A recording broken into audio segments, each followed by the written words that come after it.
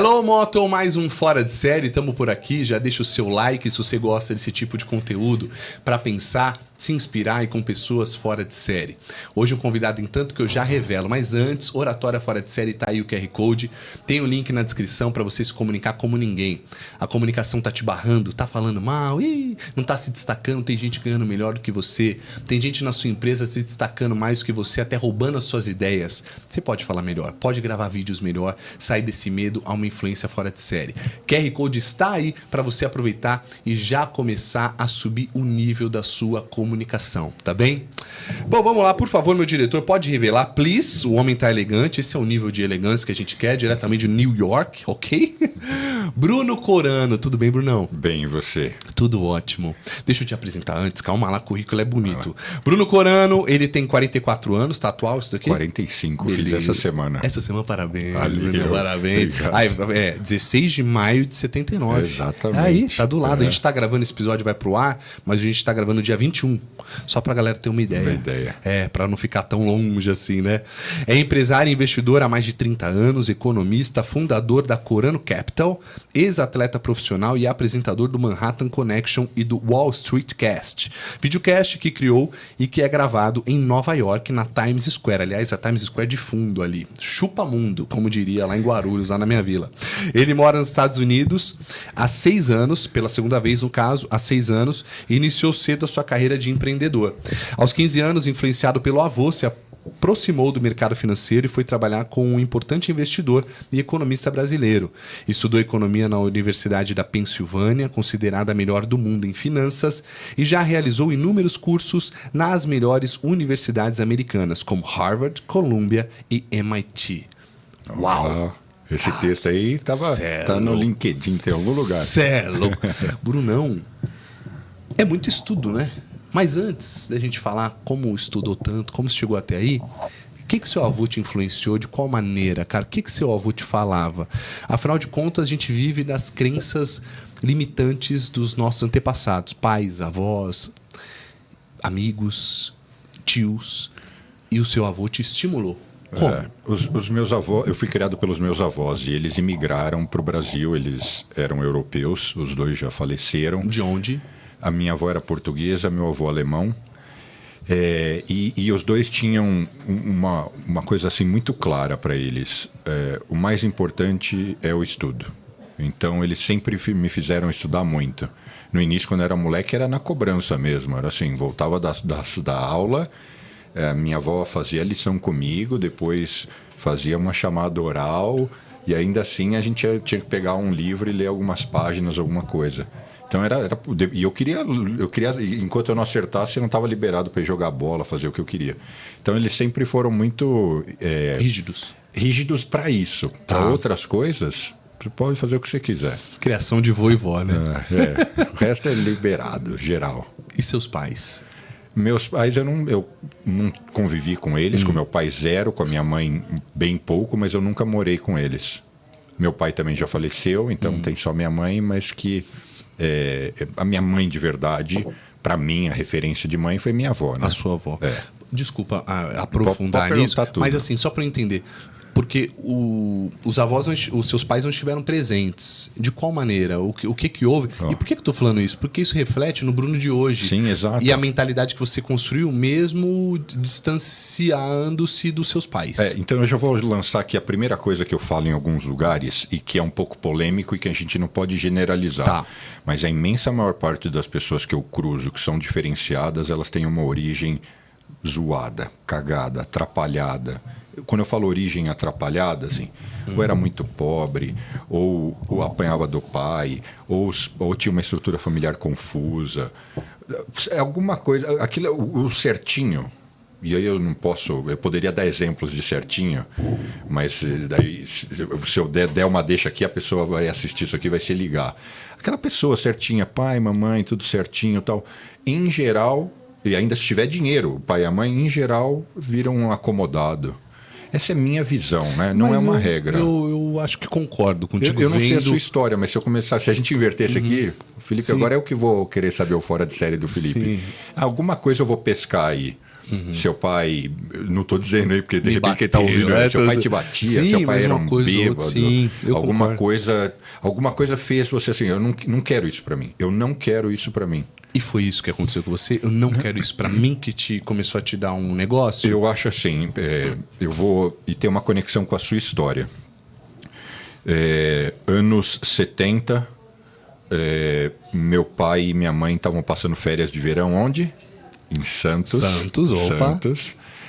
Minha mãe 16, meu pai 20. Se conheceram, ela engravidou por acidente. Os pais fizeram com que eles se casassem, aquela coisa tradicional, anos 70. Eles nem se conheciam e eles não tinham nada a ver. E minha mãe, 16 anos. Meu pai tinha acabado de terminar os estudos, estava estudando para ser piloto de avião. Casaram, porque meu pai dependia da grana do meu avô. Então, o pai dele, né? Falou o seguinte, você foi lá, aprontou, agora casa, e senão eu não vou continuar te bancando para você virar piloto. Casaram, mas a relação não existia. Minha mãe parou de estudar, uma criança. Encurtando muito a história, essa primeira gravidez foi minha irmã. 5 anos depois, meu pai tinha uma vida paralela, não existia casamento. Ele só ficava lá porque ele era forçado. Entendi, pelo seu avô Pelo meu que avô. bancava as coisas se ele fosse E casado. detalhe, aí é que isso começa os ingredientes. Meu pai de uma origem familiar muito bacana. E minha mãe, uma origem familiar assim, paupérrima, muito humilde. Assim, os pais dela moravam na casa dos fundos, eram caseiros de uma igreja em Mogi das Cruzes, assim, só para você ter, não tinham nem casa própria, você entender a pegada, assim, realidades muito diferentes. O meu pai então tinha uma vida paralela, isso aqui eu estou supondo, tá? Minha mãe devia ser bonitinha, e dava uma hora ou outra, ele não tinha nada para fazer, ia lá, dava uma namorada. Numa dessas conseguiu a proeza de engravidar de novo. Dessa vez fui eu. Assim que eu nasci, meu pai saiu de casa e largou minha mãe. Nessa época ela estava com 21, não tinha parado de estudar, não tinha renda, os pais eram duros. E largou ela num apartamento com 2 crianças. Ela não tinha dinheiro nem para comprar comida, quanto mais condomínio, pagar a luz, etc. Aí os pais do meu pai, que foram lá ajudar, encurtando a história, a gente foi parar na casa dos meus avós. Avós paternos. Paternos, No paterno. Então você foi para a família afortunada, digamos assim, que era a melhor, né? Digamos. Mas e aí, e como ficou com a sua mãe e com os pais dela? Eu sempre tive pouquíssimo contato. No início ali, enquanto eu era bem criança, aonde a minha lembrança alcança, eu lembro da minha mãe um pouco presente em eventuais finais de semana. Mas eu sei pela minha avó que ela, no início, ela não era tão ausente. Nos finais de semana ela passava com a gente. Mas eu não consigo recordar. Então, assim, eu não tenho essa referência. Sua irmã foi junto? Minha irmã foi junto, eu e ela. Porque a minha mãe precisava ela precisava ir atrás de emprego. E não é igual hoje, que você entra, sei lá, no currículo.com. Nessa época, procurar emprego era imprimir um papel, pôr embaixo do braço. No caso dela, que não tinha nem carro, pegar o busão e bater de porta em porta. Depois de alguns empregos ruins, ela conseguiu ir trabalhar na Avon. E alguns anos depois, ela foi embora para os Estados Unidos. E está lá há 30, sei lá quantos anos, muitos anos. Ela está lá ainda? Ela está lá, casou com um americano. Mal já se atrapalha para falar português. Mas ela está lá. Mora numa cidade bem distante da minha, mas ela está lá faz muito tempo. Então eu não tive... Enfim, isso só para responder, porque a sua pergunta originalmente foi uma outra pegada, né? Mas foi daí que eu saí. Você falou de onde veio. Eu acho que você perguntou de onde veio esse meu estímulo, né? De mentalidade, criar... O avô te estimulou. Mas aí é legal a gente olhar esse background, porque ele explica... Assim, você até falou, quem vem de uma família ferrada, geralmente se sobressai. Nem todos, né, Bruno? Nem todos. Isso, alguns Por isso que eu caem não no dá para limbo. generalizar. Cai no limbo de, eu sou fodido. Até o português. Tem gente que vira vítima mesmo, né? Não é para mim. Um vitimismo. Nossa, o mundo é cruel. Você conseguiu ressignificar. E aí você foi com os seus avós e a sua irmã, ela tinha quantos anos? Você quantos anos? Quando a gente foi para casa dos meus avós, a minha irmã, eu tinha 3 meses. Caramba. E a minha irmã, 5 anos e 3 meses, porque a nossa diferença de idade é 5 anos e 1 mês. E o seu pai, de vez em quando, Meu aparecia pai sumiu, não via nem os pais dele, quanto mais os filhos.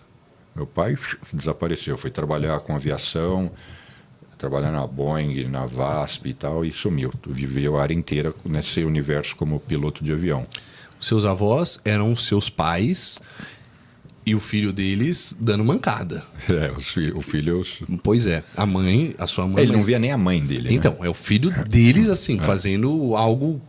sendo um péssimo filho e um péssimo pai.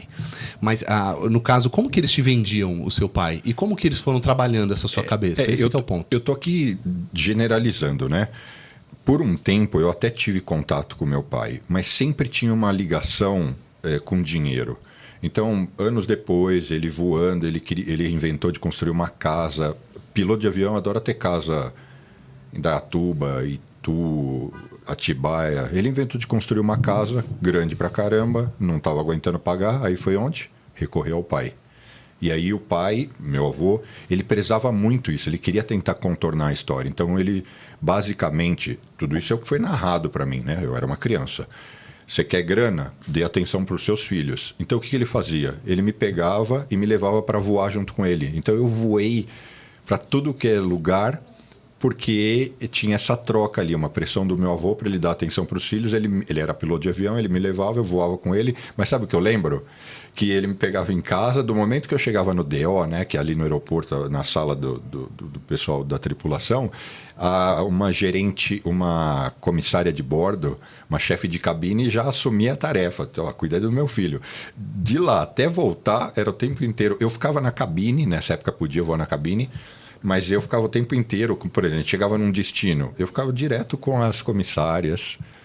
Mas era uma lembrança legal, porque elas me tratavam super bem. Lógico, e ele nem era tão teu pai assim, você não sentia tanta falta, né? Porque a gente só sente falta do que tem, não do que não tem. Exato, por mim era assim, eu adorava ir viajar, voar na cabine e ficar com as comissárias me paparicando, indo para lugares legais, era o máximo. Adorei. Agora, Brunão, hoje eu estava ouvindo um podcast com o Paulo Vieira, e ele falando muito que o filho tem que ter esse pertencimento, tem que se sentir amado, tem que se sentir acolhido, para que ele não seja acolhido pelo mundo. O tráfico, vem aqui, que aqui você faz parte da nossa tribo, pega a arma. Porque em casa ele está no vazio, ele não tem esse afeto. Agora você está me falando de uma maneira muito tranquila, hoje já trabalhado tudo isso, mas você foi um cara que já teve ali uma mentalidade diferente para não ter o vitimismo. Mas, cara, esse buraco emocional, como que você cicatrizou ele para você se tornar o que você é hoje? Primeiro, eu tive muito afeto e amor dos meus avós. Eles eram muito, assim... Eles te entregaram isso. Eles me entregaram. De fato, eles não eram avós. Eles me assumiram como pai e mãe. Em todas as tarefas. Meu avô era um cara ocupado pra caramba. Ele não deixou de me levar e me buscar na escola um dia. Que demais. Ele era, assim, se eu acho que a minha agenda é enrolada, a dele era... Ele fazia o quê? Meu avô é advogado, estudou Direito no Largo São Francisco, depois de ter chegado no Brasil criança, de uma origem super humilde, vendia veneno para matar formiga ainda com 8 anos, então uma história legal.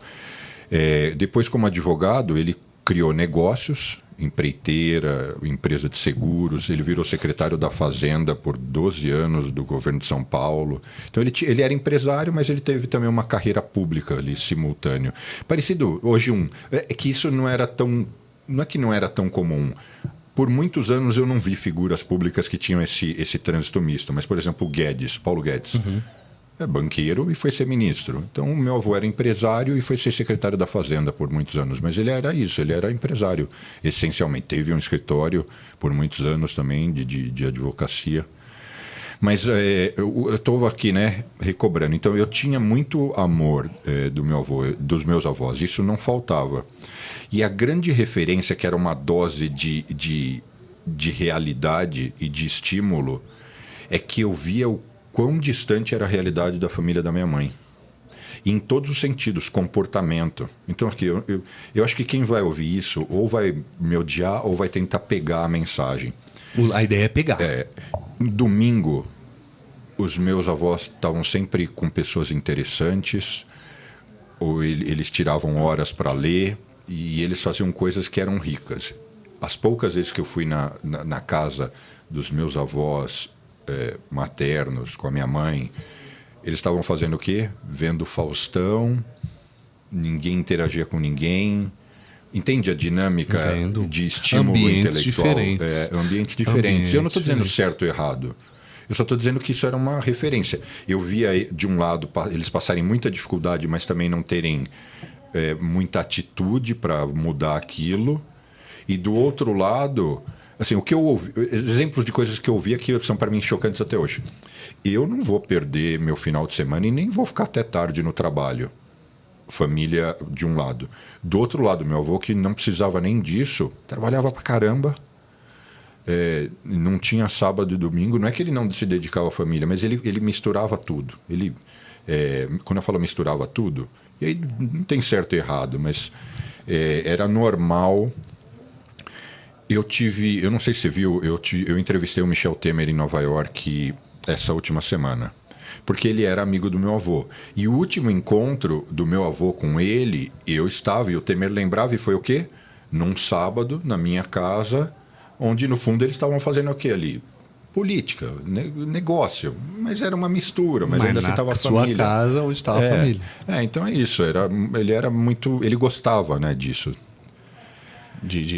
Mas a referência de ver a dificuldade de um lado, eu dizer, eu não quero isso para mim, não. Mas depois isso foi reforçado. A gente vai chegar lá. Isso foi reforçado porque... De qual maneira? Pode falar. Porque aí a gente já entra nessa história. Porque então, olha que legal a gente entrar na tua história. A gente já vai entendendo aqui muito de quem você é hoje a partir disso que você está falando. E quem está ouvindo também, porque você já caiu essa sua ficha, claro. Claro. Naturalmente, né? Lógico. Claro. Porque a gente, uma vida de escassez, quer falar escassez, tá? Mas assim, essa vida de mentalidade realmente de um trabalhador normal, vitimismo, a vida é para ser só sobreviver, não é a mesma frequência que você estava sentindo no ambiente dos seus avós, que era de pessoas interessantes, com leitura, com prosperidade, abundância. Sim.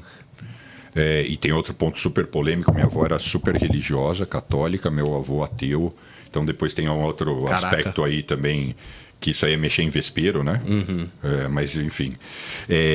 Olha só como é que eu compacto essa história toda de infância. No fundo, eu tinha tudo do bom e do melhor e eu era, de uma certa forma, mimado. Essa é a grande verdade. A única coisa que existia era rigidez em relação aos estudos. Tirando isso, era várzea. Eu fazia o que eu queria, ganhava de tudo. É aquela coisa, tudo errado. Uhum. E o meu avô era muito liberal. Então, assim, ele deixava eu dirigir sem habilitação, fazer tudo errado. Quando eu descobria... E eu era muito bom aluno. Eu era literalmente o primeiro da sala, o primeiro da classe. Quando eu descobri a sexualidade, ele deixava eu pegar o carro dele e ainda me dava dinheiro para sair. O que aconteceu? Eu comecei a sair toda noite só para zoar. Eu nunca bebi, eu nunca nem provei maconha.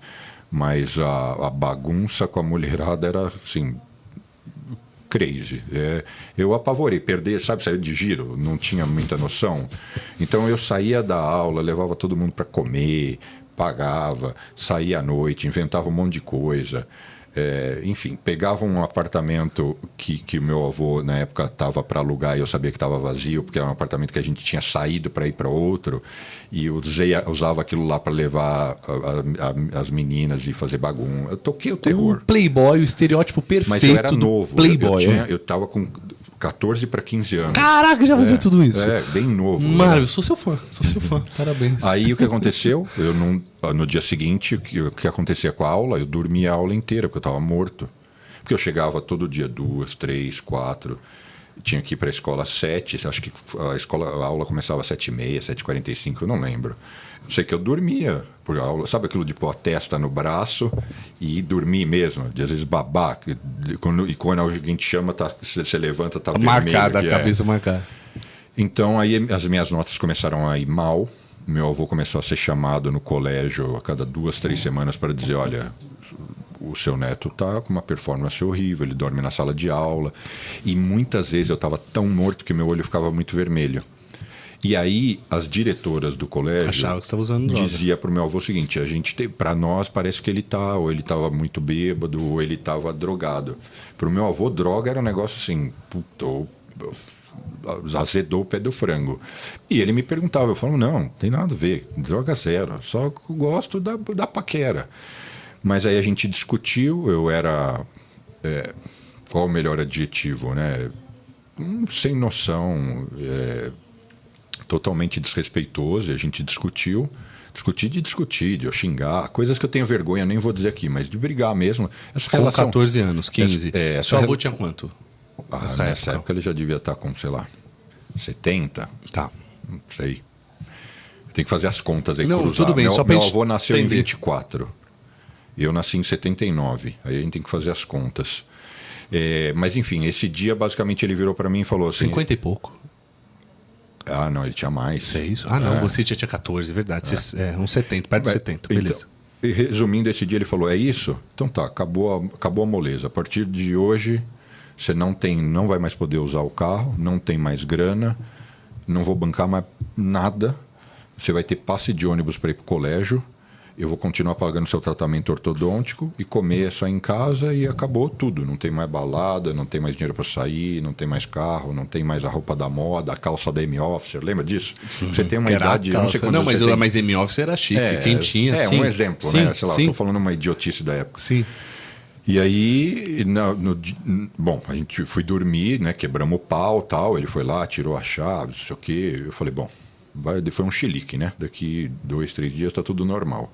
No dia seguinte, eu liguei para uma namoradinha que tinha um motorista e falei, pô, meu avô deu um chilique, quer que eu vá para a escola de ônibus, nunca andei de ônibus, não sei nem como é que pega ônibus. Ele falou que se eu não for, ele vai me pôr para fora de casa, que eu não posso deixar de ir para aula. Me pega, então...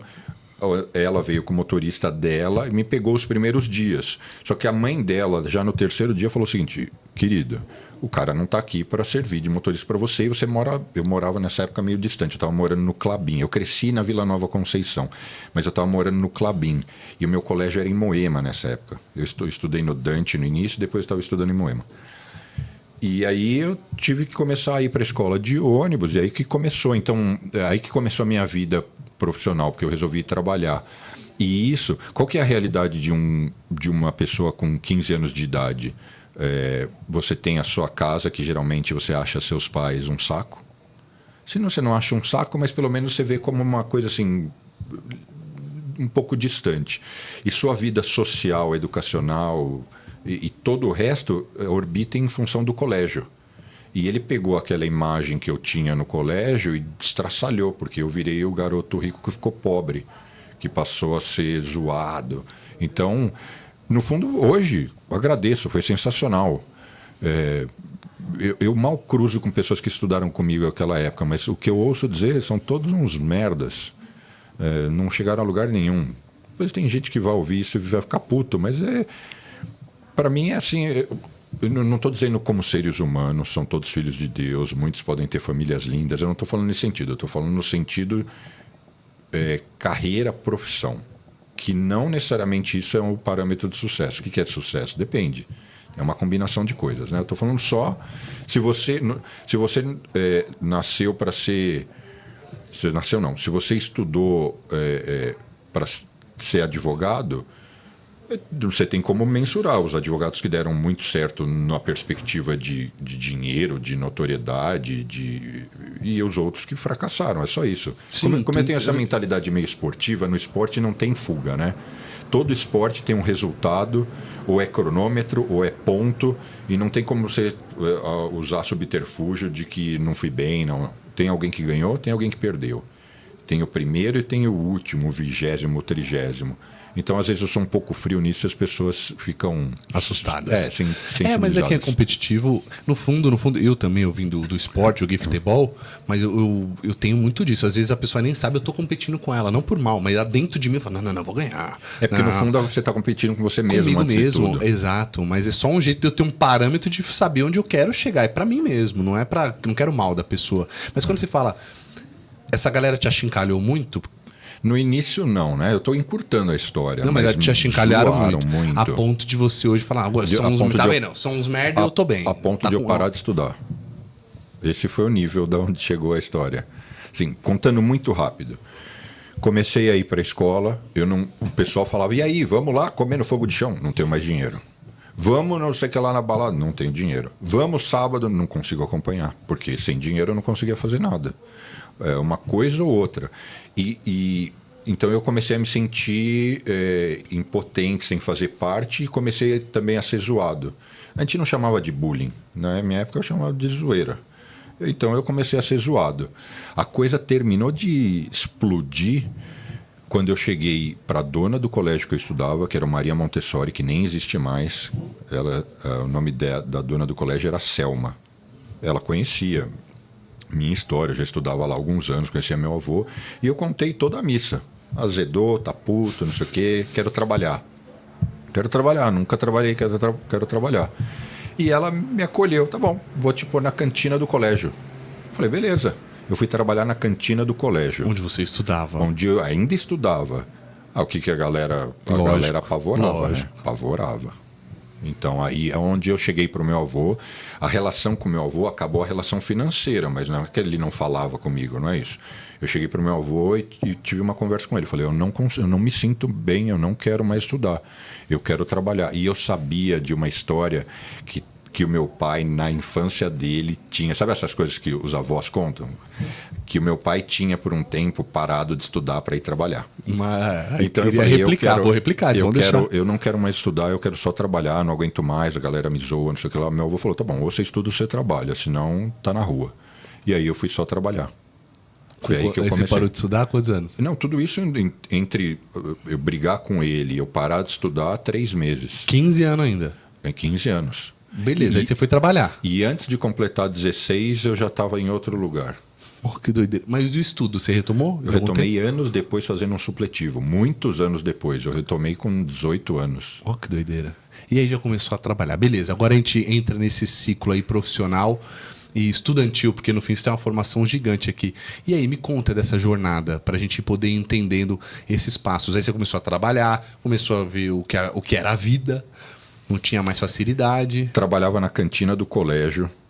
No começo, entregando, sabe o ticket? O cara vai no caixa, compra lá a frutela, a coxinha e vai para retirada. Vai para retirada, te dá a ficha e você dá o negócio. Mas éramos só em 3, a cantina era pequena, o colégio era pequeno. Eram 2 moças e eu. Um dia, o caixa lá, que a menina registrava, emperrou. E ela era muito devagar para fazer as contas na mão. E nessas horas eu fui descobrindo aspectos e competências e qualidades que eu tinha que eu não sabia. Foi o primeiro sinal de liderança assim, que eu senti, olha, o que eu fiz foi legal. Eu cheguei para ela e falei, assume o meu lugar que eu assumo aqui, que eu sou rápido. Eu era bom aluno, eu não era... Eu estava, vamos dizer, demitido pelo meu avô, mas eu não passei a ser uma múmia. Então eu era muito rápido tudo. E a Selma passou lá e viu assistiu um pouco dessa minha dinâmica, viu que eu tinha mais qualidade. E ela passou a me admirar. E aí viu que você era bom. Aí o que aconteceu? Eu convenci ela, comecei a ter acesso aos números da cantina, eu falei, eu te pago um aluguel e uma prestação, deixa eu gerir a cantina. Aí eu assumi a cantina. O Sindicato das Escolas Particulares de Ensino de São Paulo fazia as assembleias nesse colégio para usar o auditório. E aí eu conheci o presidente do sindicato lá, porque eu fazia o coffee break dessas reuniões. Sabe, montar toalha, pôr os cacarecas. A cantina era minúscula, então era eu e as meninas que faziam isso. Uma coisa interessante, aí eu comecei a passar os perrengues. Tinha que acordar super cedo, ir no varejão, comprar pão cedo, que é o pão que a gente usava para fazer o lanche das crianças, da molecada. Então eu comecei a ver assim, a vida é meio dura, né? Mas eu sabendo o seguinte, ok, beleza, só que eu quero progredir. Encurtando muito, fazendo os coffee breaks do sindicato, o presidente do sindicato, que era o Zé Aurélio, que foi um grande investidor, dono de várias universidades, redes de educação. O pai dele foi um dos fundadores da Faculdade de Economia da USP. Ele me convidou para ir trabalhar com ele no sindicato, porque ele viu ali um moleque esforçado. Hoje eu tenho o mesmo sentimento. Hoje, quando eu vejo alguém novo, esforçado, eu falo, eu quero ajudar esse cara, eu quero mais ele, sabe, pôr ficha, vamos lá. É parte porque eu me vejo na pessoa, parte porque também é uma retribuição. Então, foi aí que eu fui trabalhar com o Zé Aurélio, devolvi a cantina para a Selma, fui trabalhar com o Zé Aurélio, e aí que eu, de fato, entrei nesse universo de finanças, e ele, por ser um acadêmico, me pressionou muito para eu voltar a estudar, e foi aí que eu fiz um supletivo, e aí que eu retomei esse lado de estudos. Acadêmico. E mergulhei de vez no que eu faço até hoje, que é trabalhar com finanças. Então, quando você falou, né, minha idade, 45, há mais de 30 anos, a pessoa deve ter dito, pô, como assim? Mas é porque é isso, eu comecei com 15 para 16 anos trabalhando com o Zé Aurélio e nesse universo. E aí eu passei por várias áreas, vários negócios. Você tem que mudar até essa história. Comecei a trabalhar na cantina. Que é a cantina que te habilitou, no fundo, aquelas contas, esse passo. Claro que a cantina não é tão sofisticada quanto o Zé Aurélio. Mas no fundo foi o que tirou o despertar. E deu na pessoa para que você tivesse esse movimento. A história, né, tem variáveis, né? Mas eu acho que o estopim mesmo foi quando meu avô cortou tudo e eu falei, eu não quero isso para mim. Eu não quero ser um fudido. Eu não quero ser um cara que não tem grana para continuar fazendo as coisas que eu queria. Eu não quero. Ponto pro seu avô. Vou encontrar eu tenho meus caminho. filhos aqui, eu fico sempre pensando nisso, cara. Porque hoje eles não têm dificuldade, a criançada e tal, e aí não tem estímulo. Zona de conforto. E é uma foda, porque você também não pode voltar para casa e fingir agora que você virou um Zé Ninguém, miserável. Vamos mudar pro barraco. Lá, isso, não, pra você passar a dificuldade. Não, você tem que ensinar os valores escola, e tudo. É difícil, é difícil. Eu não tenho filhos ainda, mas eu imagino o imbróglio que é chegar nesse equilíbrio, né? Eu fico pensando assim, tem uma vida normal, mas eu imagino os milionários, e você que tem uma vida financeira muito boa, quando você tiver seu filho, esse é o momento. Igual o seu avô era também, ele tinha lá o potencial de poder te dar as coisas e tal, mas infelizmente quando se é jovem não tem discernimento para aproveitar da melhor maneira possível. Sabe o que eu vejo? Mas veio uma lição. Alguns caras brasileiros e americanos, na verdade são dois, um é brasileiro e outro americano, que moram lá em Nova York, trabalham no mercado financeiro e são super bem sucedidos. Eles falam literalmente pro filho, se vira, não vou fazer porra nenhuma, vou pagar sua escola, o básico, saúde e se vira. O dinheiro é meu. O dinheiro é meu, você vai fazer o teu. Boa. Eu sou a favor disso. O dinheiro é meu, vou torrar ele aqui. Você que se vira com o seu. Eu te dou isso tudo. É o que você precisa. Vou te dar o básico e depois você faz seu corre. É isso. Só que outros pais do nosso círculo ali, que veem essa postura desses... Ficam indignados. Indignados. Falam, eles discordam.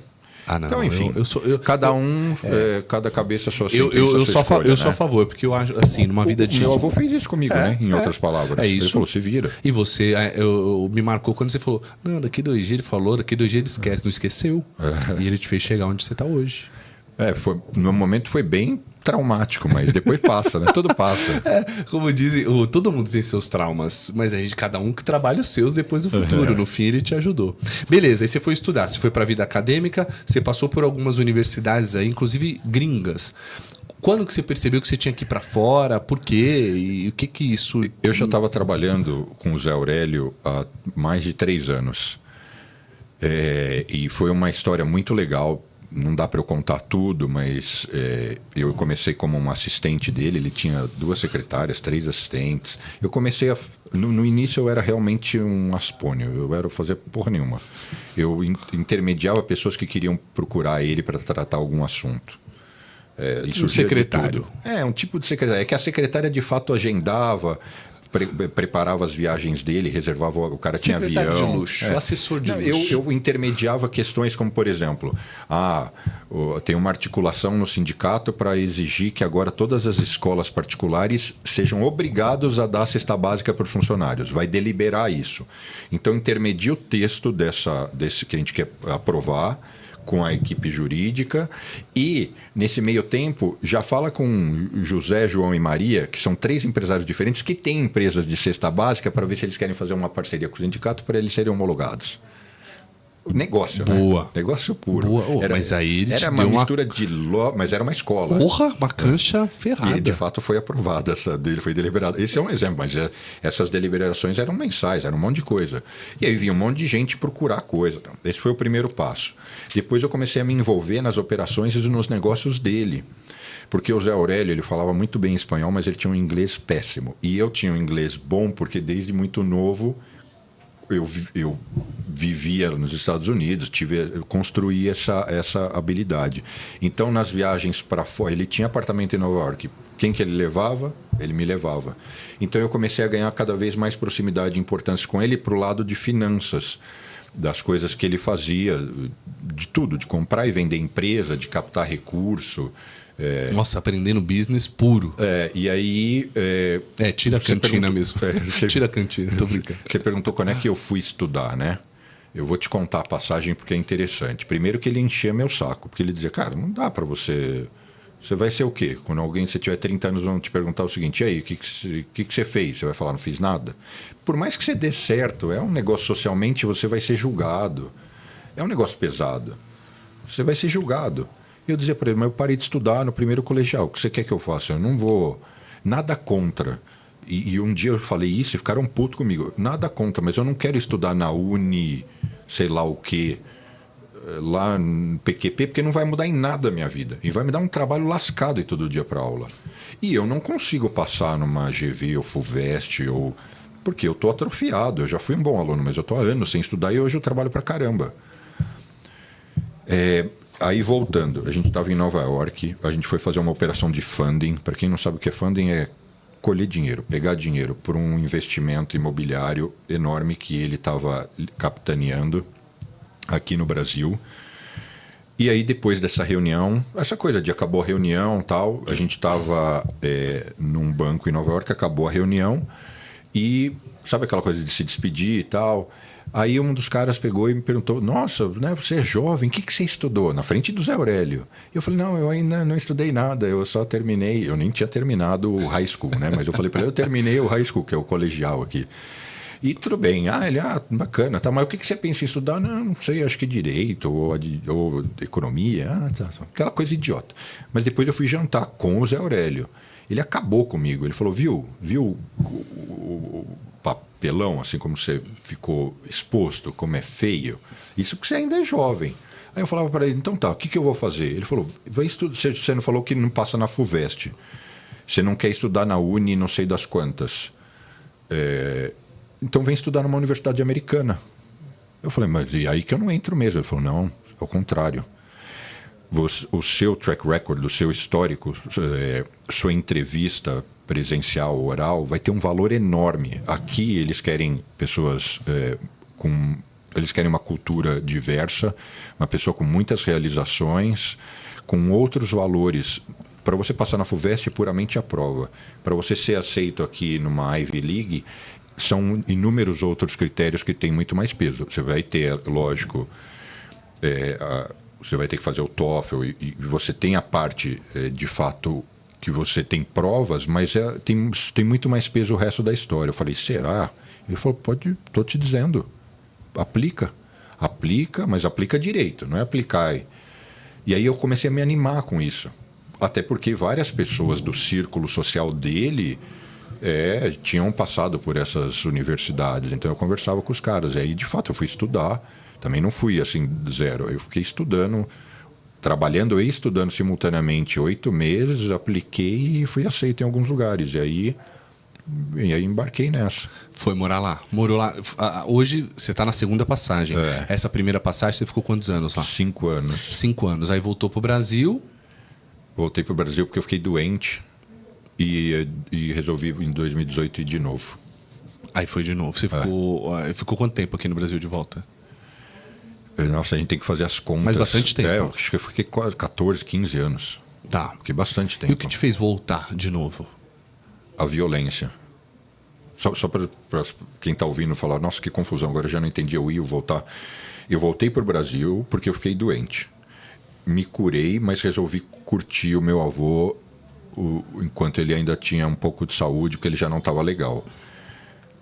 Depois que os meus avós meu avô faleceu, eu já estava naquela de não quero ficar aqui. Putz, isso aqui está muito violento. Quando eu falo violento, hoje mesmo estavam me dizendo assim, não, mano, você é exagerado. Eu não acho. Você quer pedalar? Eu gosto de pedalar. Ou eu vou ser atropelado ou eu vou ser assaltado. Ou eu tenho que acordar às 5 da manhã para ir na USP. Se eu quiser pedalar agora, terminar o dia e sair para pedalar, onde eu vou pedalar? Sério, se as bicicletas hoje custam caro, não estou dizendo nem que você tem que ter uma bicicleta muito cara. Roubam o seu celular, Ou você tem que pedalar, então você não pode levar o celular para você pôr o fone. Você não consegue parar num semáforo e não ficar atento. Pilhado. Então eu cansei disso. Sinto muita falta de muita coisa aqui, só que a violência é um negócio que atrapalha muito a qualidade de vida. Então esse foi o fator principal. Outras coisas, não existe lugar perfeito, mas outras coisas lá são melhores, do mesmo jeito que aqui também tem coisas boas. Então foi isso que Você ficou motivou. doente com o quê? O que você teve? Eu tive um câncer no úmero, Onde câncer é isso? ósseo. No ósseo? No úmero, no braço. E aí você não tratou lá, por quê? Porque também tem primeiro, um processo. essas Lá coisas é ruim. Para isso é ruim, não? Para a saúde ou não? É assim, primeiro, antes de falar se é ruim ou bom, essas coisas têm um processo, né? Não é que você diagnostica muito rápido. Eu comecei a ficar com dor, não sabia o que era, aí fui fazer exames, inicialmente raio-x, não tem nada, deve ser o nervo, deve ser o músculo, porque eu jogava tênis.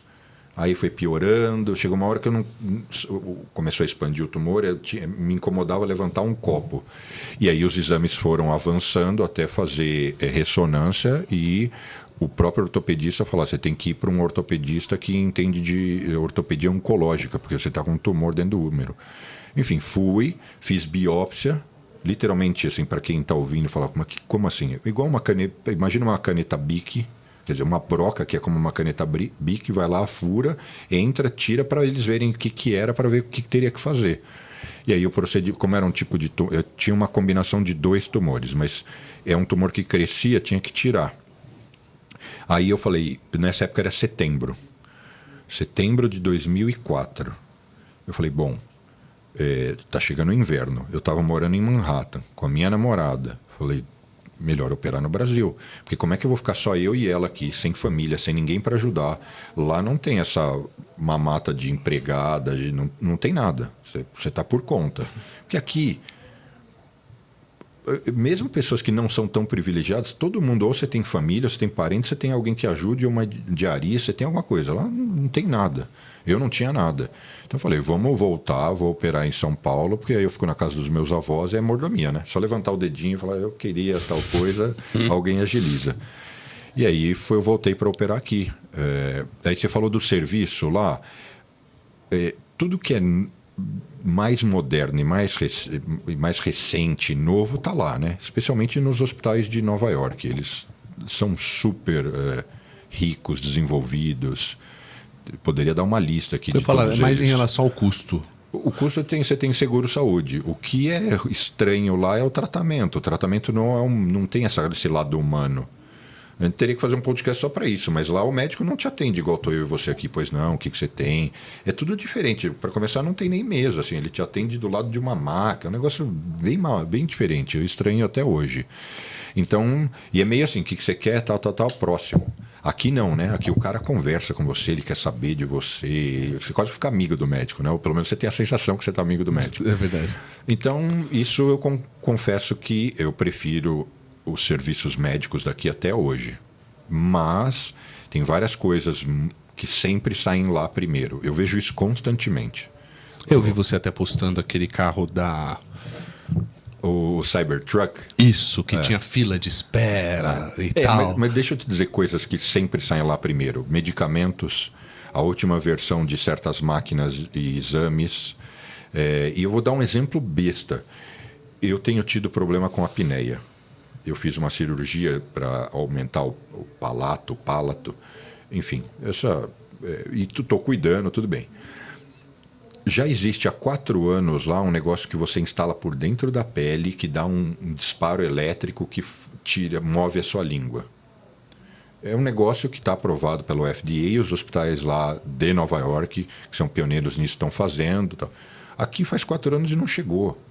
Aqui é a máscara do Darth Vader, meu tio usa. O CPAP. CPAP. Quem usa, vixe, meu tio, você já foi lá pra praia, até voltou. Não, aqui eu não durmo, não morro. Esse CPAP é viciante. Os caras ficam loucos, oxigena. O meu dentista estava ontem. Eu estava ontem, ele falou que o seu corpo relaxa os seus órgãos em 2 horas, ele traz uma oxigenação em 15 minutos para os seus órgãos. Se você não respira bem, Enfim, então esse é um exemplo. Tem um monte de coisa nova você vê lá e não chegou aqui ainda. Muito bem. Agora, vamos para a gente indo pro final aqui do nosso pod. Hoje, quais projetos você tem aqui rolando? Aqui no Brasil? No momento aqui que eu digo na vida, lá, cá, hoje. Bruno Corano, quais projetos você tem rolando? A minha atividade principal do que eu vivo, eu sou gestor de investimentos. Eu tenho um fundo de investimentos com várias... Quando eu falo um fundo, as pessoas imaginam que é um fundo, uma estratégia. Não, não é isso. É uma asset, é uma gestora, eu tenho diversos produtos e faço a gestão de recursos próprios da minha família e de outras 5 famílias.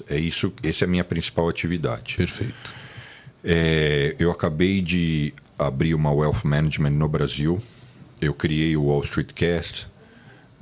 A gente está ponderando... Através desses meus fundos, a gente investe em fundos de Venture Capital, de Private Equity. Então, através desses veículos, a gente está sempre fazendo aquisições, mas raramente são diretas. Quando eu falo diretas, eu vou até me expor um pouco. Eu vou dar um exemplo. A gente entrou com um investimento numa empresa, numa incorporadora no Brasil que constrói shoppings.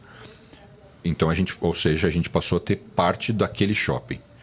E aí eu comentei há 2 anos atrás, numa situação social, dizendo, a gente tem 3% daquele shopping.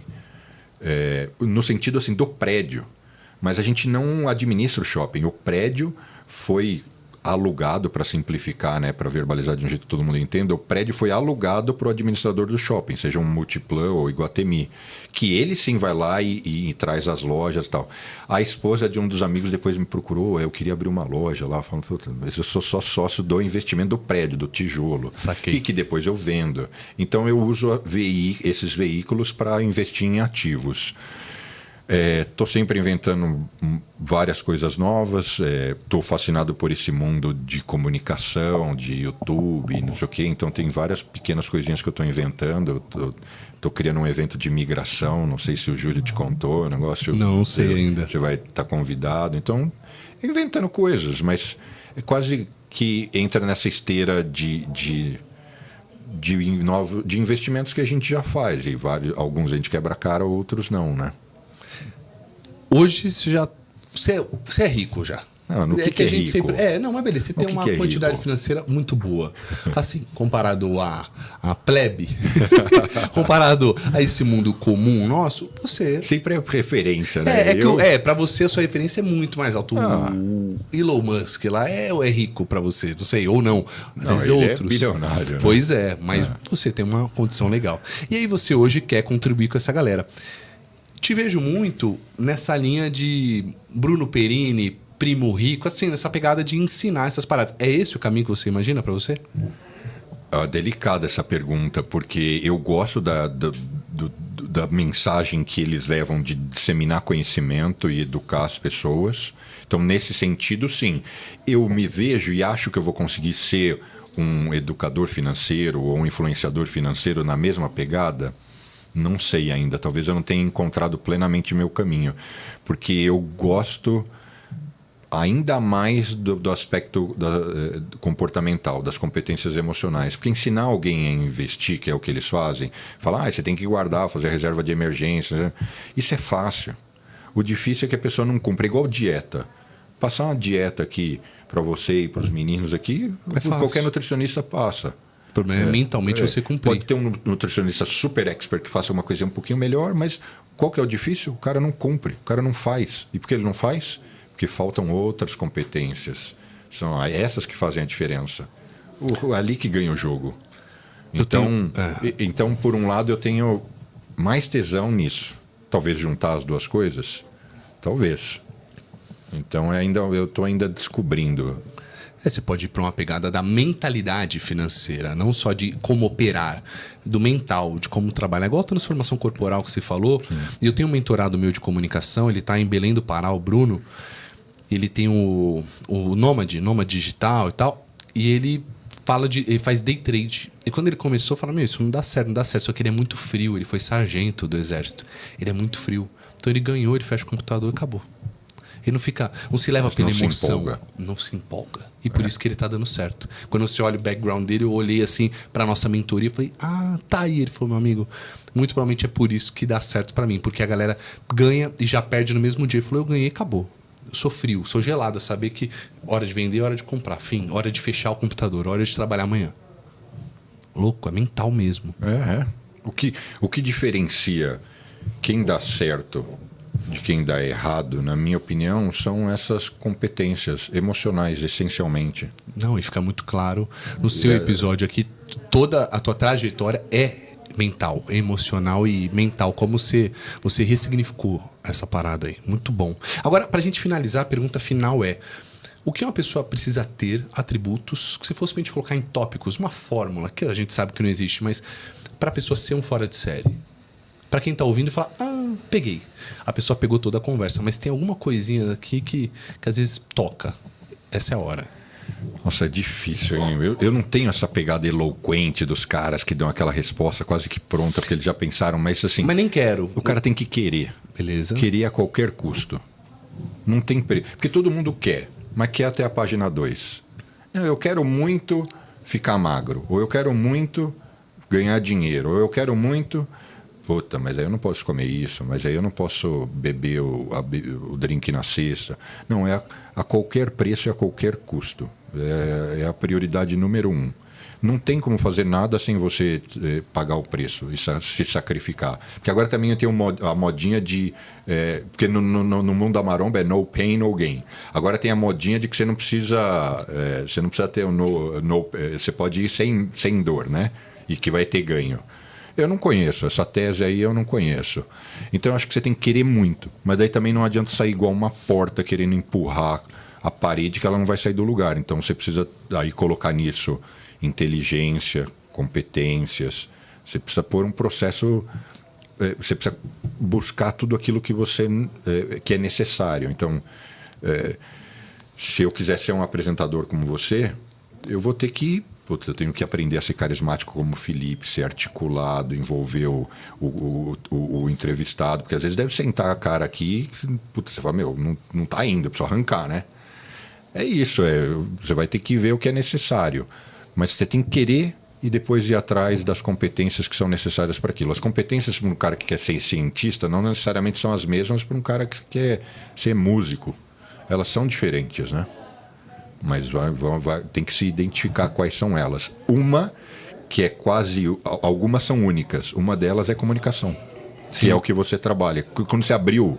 Bom, a gente já se conhece, eu já conheço o seu trabalho. Mas quando você abriu falando... Se você pegar algumas postagens minhas, eu falo... Uma das competências essenciais para qualquer um... A pessoa precisa saber se comunicar. Se você não sabe se comunicar, você não consegue fazer nada. Você não consegue liderar, você não consegue passar suas ideias, você não consegue ser persuasivo... Namorar. Não consegue namorar, pegar a mulherada ou amigos. Os caras, assim, dependendo da sua opção sexual. Você não consegue fazer nada. Sim. Mas um dia um cara me respondeu na rede social. Não, mas e se o cara for um cientista que fica num laboratório trancado o dia inteiro fazendo experimento? Em algum momento... Ele tem que comunicar o que está acontecendo. Ele vai ter que levar os estudos dele para uma convenção, uma conferência. Ele vai ser questionado, ele vai ter que saber lidar com objeção, com provocação. Em algum momento ele vai precisar bater na porta de quem tem o dinheiro, porque ele precisa de mais dinheiro para continuar com o estudo dele. Ele vai ter que se comunicar. Eu não conheço uma profissão que o cara não precisa se comunicar. Se alguém conhecer, escreve aí para o Felipe ou me manda. Não existe. Então, não é porque você é um cara que trabalha com comunicação. Se você olhar minhas postagens, eu já falo. Essa é uma das competências que eu acho que assim, essencial. Mas, de novo, eu posso ser um tremendo comunicador, mas eu não tenho vontade. Eu não tenho querer, acho que a palavra, sabe, querer obsessão, ou ser obsessivo pelo sucesso. Tem que ter gana. Gana mesmo, determinação, resiliência, muito. Querer de verdade. Querer muito. Porque aí você vai tolerar tudo. Você vai tolerar engolir os sapos, passar pelas dificuldades, passar pelo que for. Não me interessa, eu sei onde eu quero chegar. Mas isso, se você pensar, vale para outras coisas, vale para o casamento. Se eu sei que eu não sou casado, tá? Mas se eu sei que... Mas a referência era os meus avós. Eles tinham uma união muito grande, se eles sabem que eles estão juntos, independente do que acontecer, por mais que eles briguem, isso e aquilo, a gente está junto. É quase, por exemplo, a relação que eu tinha com meu avô. Ele me ama, eu amo ele, tá tudo certo. Ele quebrou o pau, me pôs para andar de busão, mas assim, nada abala, não está em questão o que está aqui, né? Não está em questão. Provavelmente é a mesma relação que você deve ter com os seus pais, Claro, com seus filhos. sim. Relação, você tem filho. Sim. Então você pode... Eles devem saber... Puta, o Felipe hoje, né? Eles vão chamar... Meu pai hoje... Regaçou comigo, mas sabe que ele ama sabe. e tá tudo certo. Com a esposa. Isso é o também. querer, né? De uma outra tradução, uma analogia, isso é o querer. Hoje casamentos terminam porque as pessoas pensam no imediatismo, mas não querem de verdade. Quando você se compromete a ficar com a pessoa, você quer de verdade, você tem que batalhar por isso. Acho que esse é o principal ponto. Deixa a sua rede pra gente, Brunão. @Bruno Corano. YouTube. É tudo Bruno, Tudo. Bruno Corano. Wall Street Cast tá no Bruno Corano? Os episódios do Wall Street Cast eu publico no meu canal do YouTube. No streaming, se você digitar tanto Bruno Corano, quando eu falo, por exemplo, Spotify, essas coisas, se você digitar tanto Bruno Corano quanto Wall Street Cast, aparece. você acha. Mas os canais principais, Instagram, TikTok, YouTube, é @Bruno Corano. E o Manhattan Connection? Como é que tá? Tá lá, tá indo. Tá indo? A gente está se preparando por uma transição. A gente não sabe ao certo até quando o Lucas fica. Ele mesmo diz, Bruno, não sei até quando eu quero ficar no ar, mas o Caio e o Diogo seguem firmes. Para mim tô ali no meio dos monstros, né? Eles são monstros, os caras estão nisso há muitos anos, são muito bons. Eu que sou o beginner ali, o iniciante que cai no meio dos caras. Na comunicação. Mas Você até isso eu também... lembra que a gente falou? Tem que querer e aí ver o que você precisa. Então, aos poucos, eu estou ficando mais safo, vendo, olha, estou melhorando nisso, mas ainda falta melhorar naquilo outro. Sim. Então, eu estou indo, estou curtindo participar e vem mais coisa aí, porque, enfim, uma coisa puxa a outra, né? Então, fui convidado por uma outra emissora para fazer um negócio legal que tem a ver com esse universo finanças, negócios nos Estados Unidos. Que isso, hein? A gente se coloca em movimento, as coisas acontecem. Exatamente. Não é mesmo, Bruno? Cara, obrigado pela tua participação. Foi incrível, de verdade. Agradeço. Tá bom? Tamo junto. Quem ouviu até agora, aliás, se você gostou muito, compartilha com alguém essa história de vida, essa mentalidade. No episódio do Bruno aqui fica muito claro de onde ele veio, como ele chegou até aqui. Fica muito evidente. Obrigado de novo, Brunão. E para você que quer aí falar bem, quer aí ter esse atributo da comunicação, oratória fora de série, é para você. QR Code na tela, link na descrição. Tamo junto, até o próximo Fora de Série. Valeu, Brunão. Valeu, Obrigado. gente. Tchau. Valeu.